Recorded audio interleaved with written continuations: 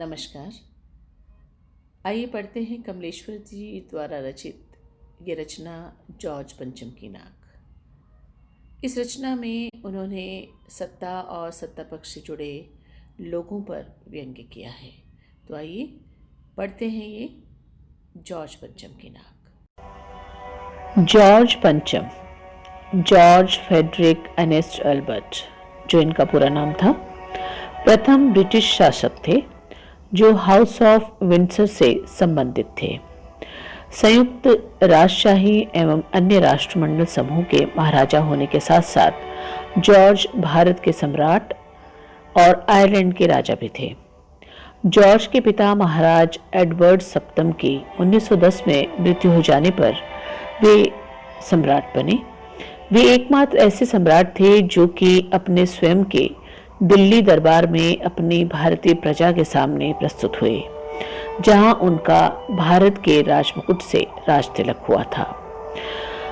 तो कमलेश्वर ने जो ये रचना लिखी है, इसमें जो नाक है वो इज्जत का प्रतीक है और इस संदर्भ के माध्यम से लेखक ने व्यंग्य करते हुए सत्ता और सत्ता से जुड़े सभी लोगों की मानसिकता को प्रदर्शित किया है, जो कि अंग्रेजी हुकूमत को कायम रखने के लिए भारतीय नेताओं की नाक काटने को तैयार हो जाते हैं।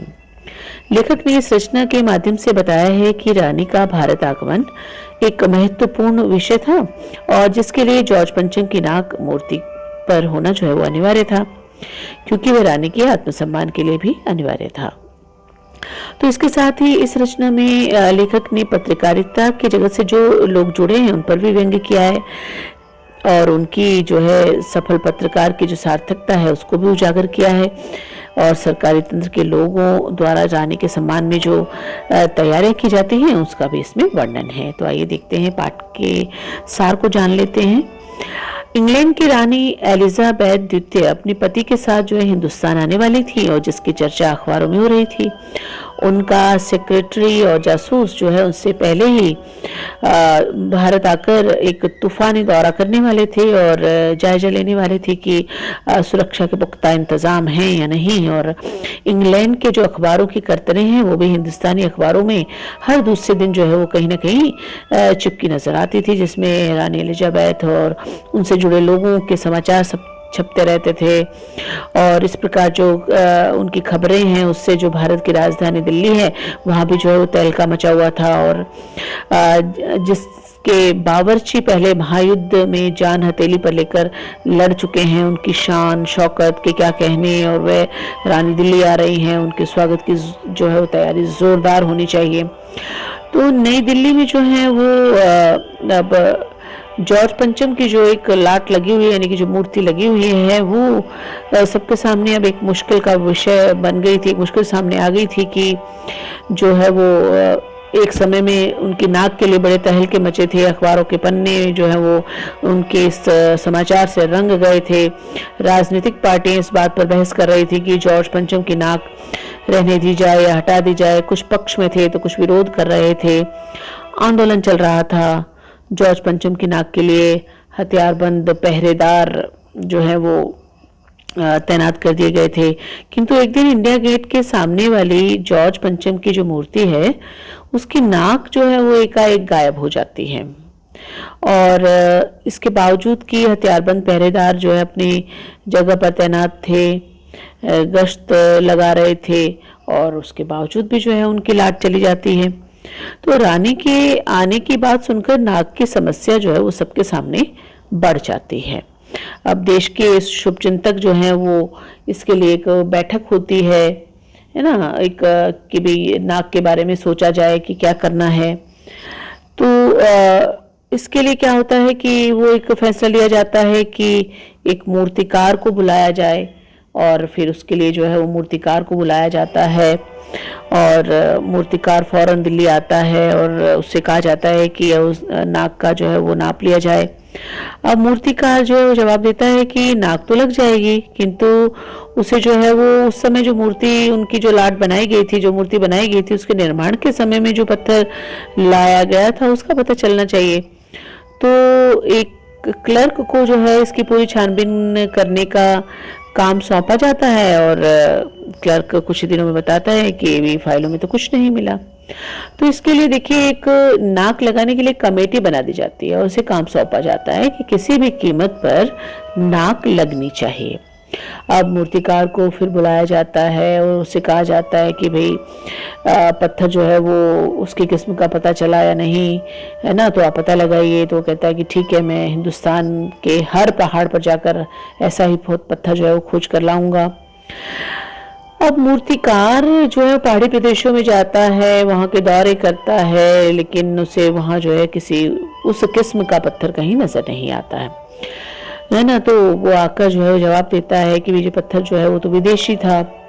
तो सभापति कहते हैं कि विदेशों की सारी चीजें तो हम अपना चुके हैं, दिल, दिमाग, तौर तरीके और रहन सहन, है ना, और जब हिंदुस्तान में बॉल डांस तक मिल जाता है तो पत्थर क्यों नहीं मिल सकता। तो मूर्तिकार ने इसका हल निकालते हुए जो है वो कहता है कि यदि ये बात अखबार वालों तक ना पहुंचे तो मैं बताना चाहूंगा कि हमारे देश में अपने नेताओं की मूर्तियां भी हैं। यदि आप लोग ठीक समझें तो जिस मूर्ति की नाक इस लाट पर ठीक बैठे उसे लगा दिया जाए। सभी को लगा कि इस समस्या का शायद असली हल मिल जाएगा। अब मूर्तिकार फिर देश दौरे पर निकल पड़ता है और पूरे भारत का भ्रमण करके, देखिए, दादा भाई नौरोजी, है ना, गोपाल कृष्ण गोखले, बाल गंगाधर तिलक, शिवाजी, गांधी जी, सरदार पटेल, गुरुदेव रविंद्रनाथ, सुभाष चंद्र बोस, राजा राम मोहन राय, चंद्रशेखर आजाद, मोतीलाल नेहरू, मदन मोहन मालवीय, लाला लाजपत राय, भगत सिंह आदि की लाटों को यानी उनकी मूर्तियों को देखता है, लेकिन वे सब उससे बहुत बड़ी थी। मूर्तिकार ने जो है बिहार के सेक्रेटरीट के सामने सन 42 में शहीद हुए जो बच्चे थे उनकी मूर्तियों की नाक भी देखी, किंतु वे भी उससे बड़ी थी।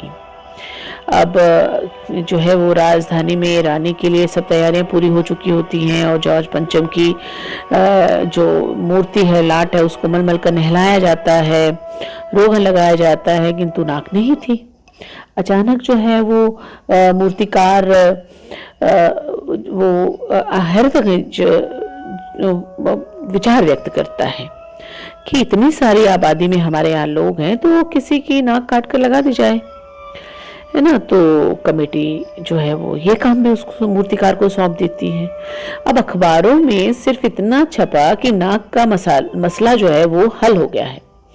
अब इंडिया गेट के पास वाली जो जॉर्ज पंचम की लाट है उसकी नाक लग रही है। नाक लगने से पहले फिर हथियारबंद पहरेदार जो थे उसकी तैनाती हो जाती है। मूर्ति के आसपास का तालाब सुखाकर साफ कर दिया जाता है, ताज़ा पानी डाल दिया जाता है ताकि मूर्ति को लगने वाली जो जिंदा नाक है वो सूखने ना पाए, यानी कि बिल्कुल असली सी लगे। और इस बात की खबर जनता को नहीं थी और ये सब तैयारियां भीतर ही भीतर चल रही थी और रानी के आने का दिन जो है नजदीक आता जा रहा था और आखिर एक दिन जो है जॉर्ज पंचम की जो नाक है वो लग गई। अब देखिए, अब समाचार पत्रों की भूमिका देखिए। अब इसमें क्या है कि अगले दिन जो अखबारों में खबरें छापी कि जॉर्ज पंचम की लाट को जो नाक लगाई गई है वो बिल्कुल असली जैसी लगती है। उस दिन के अखबारों में एक बात और गौर करने की थी कि उस दिन देश में कहीं भी किसी उद्घाटन की खबर नहीं थी, किसी का कोई फीता नहीं काटा गया, कोई सार्वजनिक सभा नहीं हुई, किसी का अभिनंदन नहीं हुआ, कोई मानपत्र भेंट नहीं किया गया, किसी हवाई अड्डे या स्टेशन पर स्वागत समारोह नहीं हुआ था, है ना, किसी का चित्र जो है वो नहीं छपा था। अब देखिए, इसमें एक बात गौर करने वाली है कि यहाँ पर जो खबर है ये छपी नहीं, यानी कि सारे जो अखबार हैं वो चुप थे, है ना। तो इसका ये इसलिए था क्योंकि देश के सम्मान जो है वो यहाँ आहत हुआ था। किसी मूर्ति पर जिंदा नाक लगाना हमारे प्रशासन की मानसिक गुलामी को दर्शाता है। इसीलिए समाचार पत्रों ने इस घटना का सांकेतिक विरोध करते हुए मौन धारण कर लिया और समाचार पत्रों की जो खामोशी है वो खामोशी जो है वो भी गुलामी मानसिकता को प्रदर्शित करती है, क्योंकि सत्ता की ताकत ने सभी लोगों को खामोश करने पर मजबूर कर दिया था और यह सत्ताधारी देश के शुभचिंतक नहीं थे। धन की लालसा में या स्वार्थी प्रकृति के कारण जो है ये समाचार पत्र जो है वो चुप थे। जबकि जो समाचार पत्र हैं उनकी भूमिका जो है सिर्फ सूचनाओं के आदान प्रदान करने तक सीमित नहीं होती है। आज जो है वो वे जन जागरण और किसी विषय पर जनता की राय बनाने में भी जो है महत्वपूर्ण भूमिका अदा करते हैं। लेकिन समाचार पत्र जॉर्ज पंचम की बुद्ध की नाक से जुड़ी खबरें साधारण जनता तक पहुंचा सकते थे, लेकिन जनता के समक्ष उन्होंने इस तथ्य को उजागर नहीं किया, क्योंकि यहाँ पर पत्रकारिता भी जो है वो कहीं ना कहीं उस सत्ता के आगे बिक चुकी थी। तो इस तरह जो है ये पाठ हम इसका समाप्त होता है, और मैं आशा करती हूँ आपको समझ आ गया होगा, क्योंकि जॉर्ज पंचम की जो कहानी है वो नाक पर केंद्रित है, मान सम्मान प्रतिष्ठा का प्रतीक है, उच्च अधिकारियों की मानसिकता पर करारा व्यंग्य है, जो विदेशी शासन के आगे हाथ जोड़े खड़े रहते हैं। सरकारी अधिकारी विदेशी शासन के प्रतीक जॉर्ज पंचम के बुद्ध को जिंदा नाक लगाने के लिए तैयार हो जाते हैं। तो कहानी स्पष्ट करती है कि भारत के महान व्यक्तियों और बच्चों का मान सम्मान बलिदान विदेशी शासन और शासकों से अधिक बड़ा और महत्वपूर्ण हो गया, है ना। तो विदेश और विदेशी माल के प्रति जो भारतीयों का मोह है उसे देखते हुए लेखक ने यहाँ पर जबरदस्त व्यंग्य किया है। और वर्तमान में हम भारतीय अपने दिल, दिमाग, दौर तरीके, रहन सहन आदि विदेशी तर्ज पर बदल रहे हैं। हर चीज विदेशों से मांगने के अभ्यस्त होते जा रहे हैं, तो फिर पत्थर जैसी नाचीज भी विदेश से ही क्यों न मंगाई जाए। यहाँ पर लेखक उन भारतीयों की पराधीन मानसिकता पर व्यंग्य कर रहा है कि जो पश्चिमी संस्कृति एवं संस्कृति को संसाधनों को जो है वो अंधाकरण करके अपना रहे हैं। तो ये जो है वो एक चिंता का विषय है। जॉर्ज